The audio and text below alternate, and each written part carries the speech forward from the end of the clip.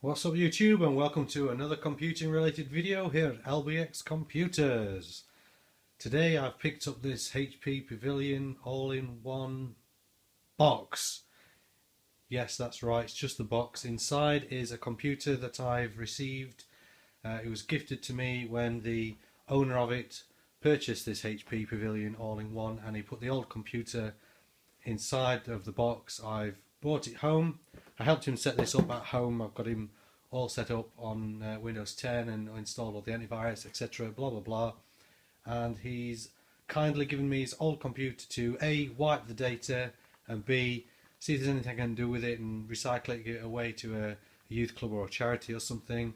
And so I've not really looked inside. I think it's a Dell. I don't know what Dell, but the monitor should be in here, a keyboard, and various bits and bobs. So I'm going to let's take a look inside.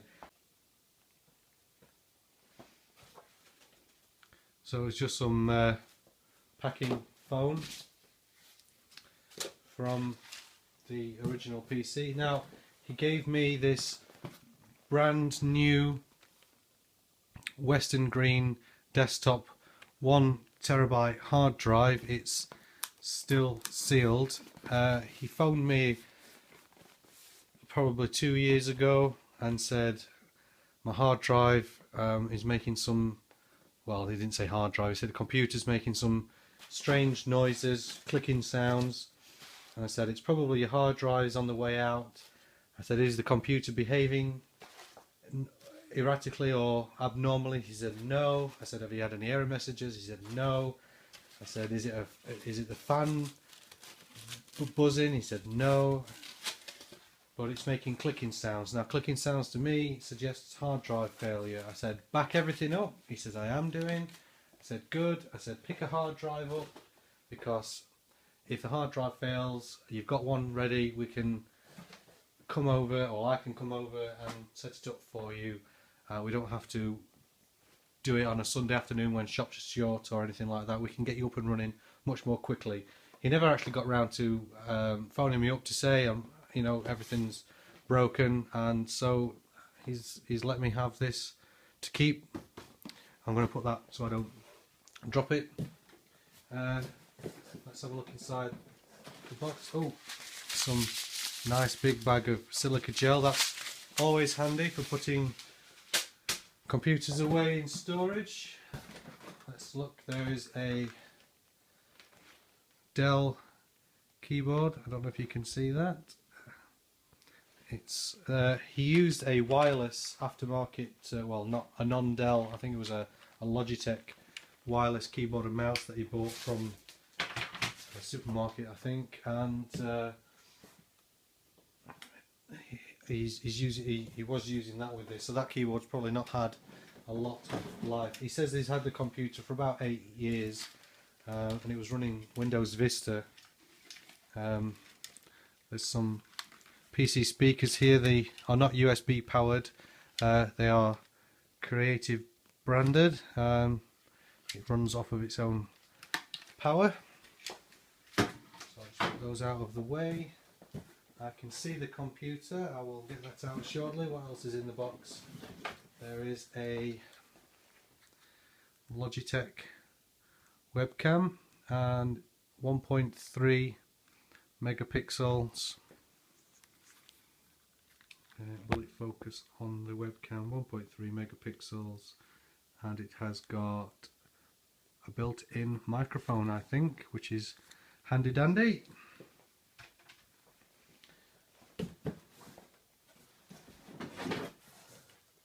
Some power cables, they're always handy.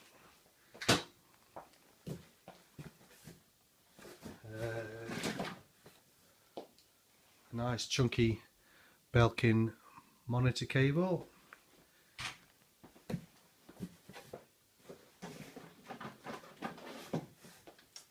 What's this? This is, looks like a golf ball, but it's probably a wireless, I think it's a wireless network adapter, USB wireless network adapter.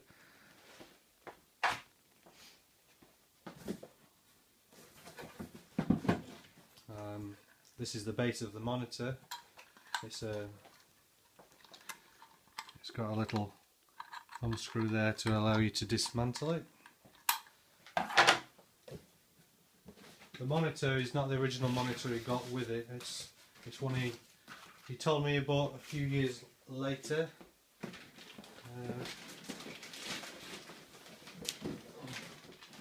Oh, it's a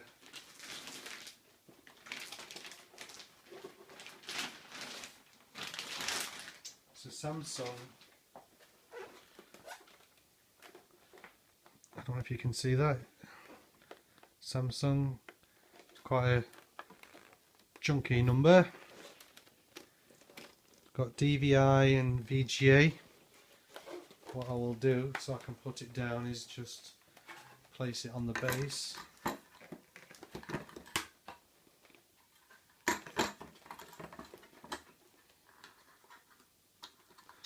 Screw it in so I can stand it up properly, and I'll just move it out of the way for now.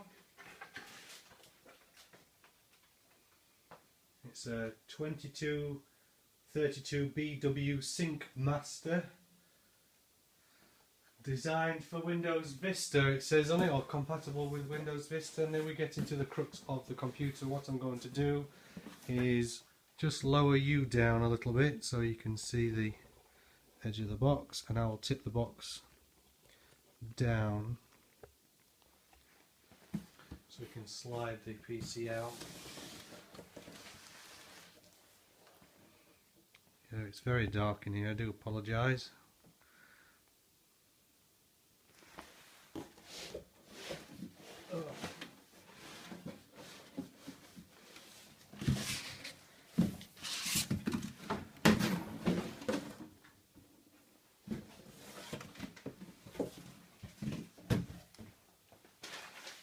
Move everything out of the way. And there we go. It is a Dell Inspiron 530. Intel Core 2 Quad inside, Windows Vista. It came with Home Premium. And it's got a sticky pad on the top. This black sticky pad, I guess this is what this was stuck down to, because it's still a little bit tacky for the wireless dongle. Let's have a look at the ports on the back. Right, so the onboard video is blocked off, and there's an aftermarket, or Dell supplied probably, video card. There's DVI, S-Video and normal VGA. All the audio ports here, no legacy ports at all, parallel, serial or PS2. I didn't get a mouse in this box. I'm assuming he's not got the original Dell mouse, and he was using a wireless one. Onboard Ethernet and 4 USB 2.0 ports. So let's give it a boot up and see what the full system specification is. Right, so I've put a bit of power up and I've plugged it all in, so this is pretty much how it would have been at his house. And you know, webcam, wireless internet, everything. I've put my own Packard Bell mouse. This is my actual mouse that I use for everything, gaming, the whole shebang, believe it or not. I've had this mouse probably 15, 16 years. Still works good. All its feet are intact. Anyway, that's by the by. Let's give it a whirl.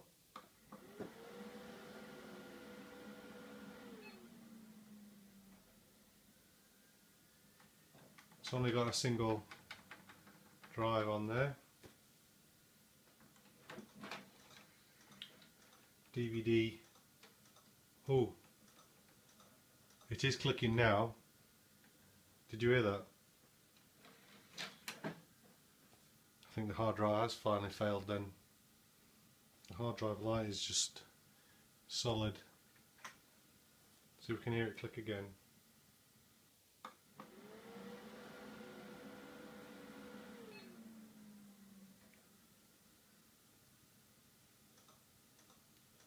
There.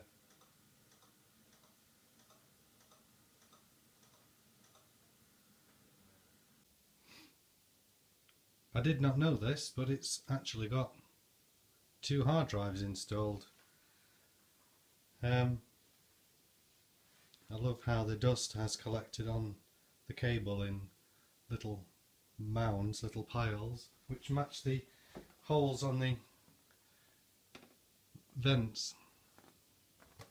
I like the glossy white case that these Dells came in.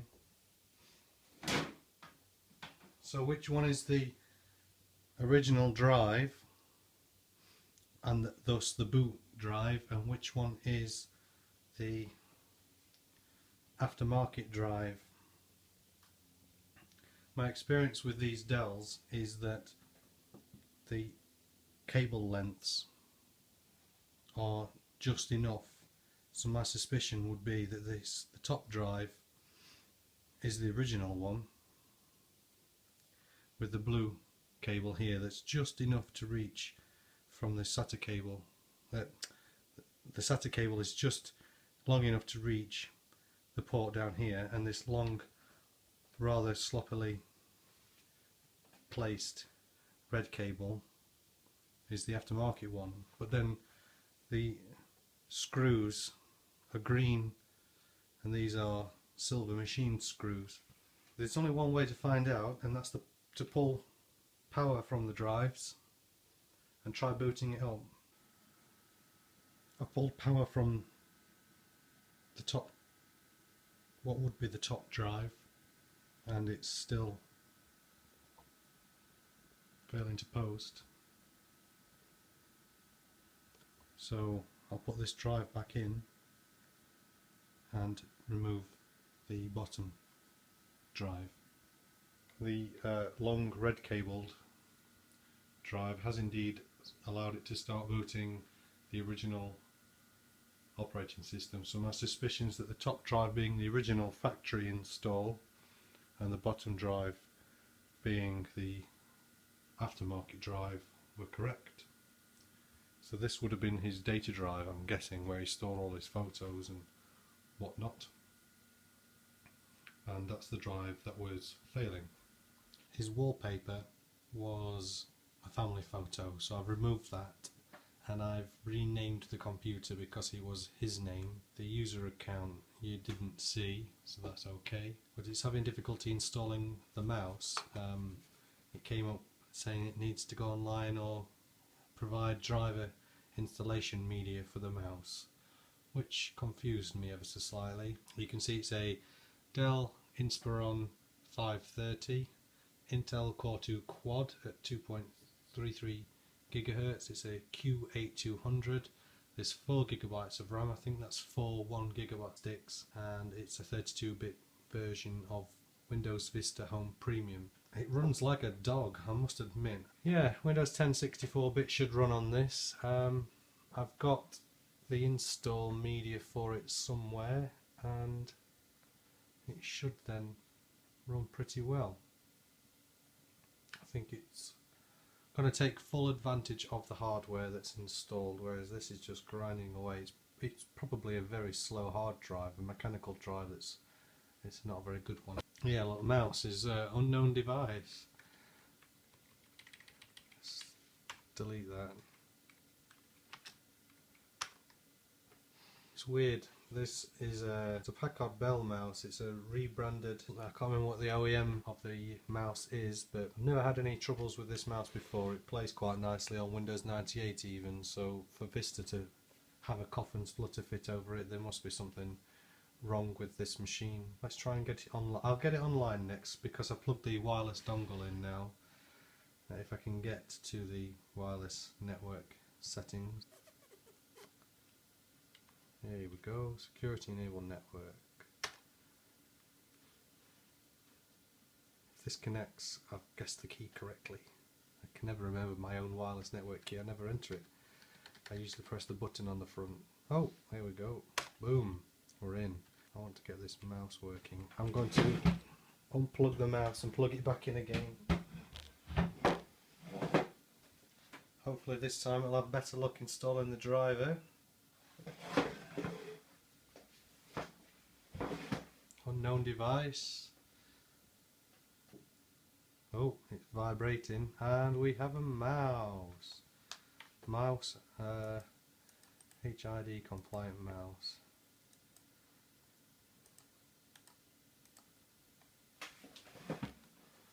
Let's just have a look at the vids and pids online, shall we? I want to say Chickeny.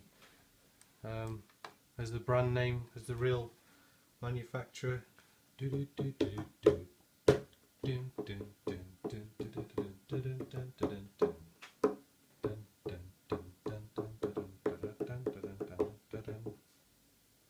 Can't even paste out.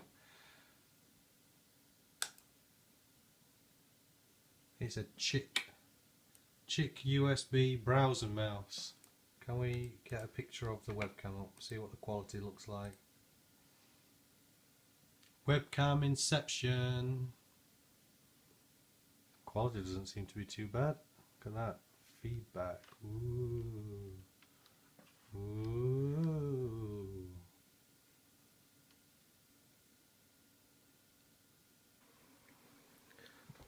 Let's install Windows 7. This is the Dell recovery partitions. You know what? Let's just get rid of all of this garbage. Yeah, off it goes. And all that. And next. He shows me he's backed up everything, so let's go. All the devices were recognized in Device Manager. Even the mouse that I had difficulty with earlier on. The graphics, I forgot to mention earlier, was an ATI Radeon HD 2400 Pro, and it's using the built-in Windows 7 drivers. I can't get the screen resolution to the native screen resolution of the monitor, because if I set it to anything that isn't standard, it will display 1600 by 1200, for example, like so. But it will say in the center recommended mode is 1680 by 1050, which is not one of the options that the graphics card is giving me. So either I need to get the monitor driver from Samsung or upgrade the graphics drivers from ATI directly. It's probably going to be the native drivers from ATI for this graphics card. I will let Windows 10 install, and then this is the in-place upgrade to activate it with Microsoft officially, and then I will clean install the 64-bit version of Windows 10 from a USB install key. I gave it its reboot and it's now correct. So Windows 10 was successfully installed and is activated. What I am disappointed in is that it has set the display language to United States, which means within Action Center it says Center, not Centre, and the date and time is in American format in the system tray area, and I've just realised you're a little bit, yeah, so it's wrong here, so we should have 3.2.2017, not 2.3.2017. So I'm just installing the English United Kingdom language pack, and I'm going to set that as default and let it restart. The screen resolution, I've found a happy medium of 1440 by 900. It's a little bit blurry. I think the native resolution of the display will give a sharper picture, but at least there's no black borders at the moment.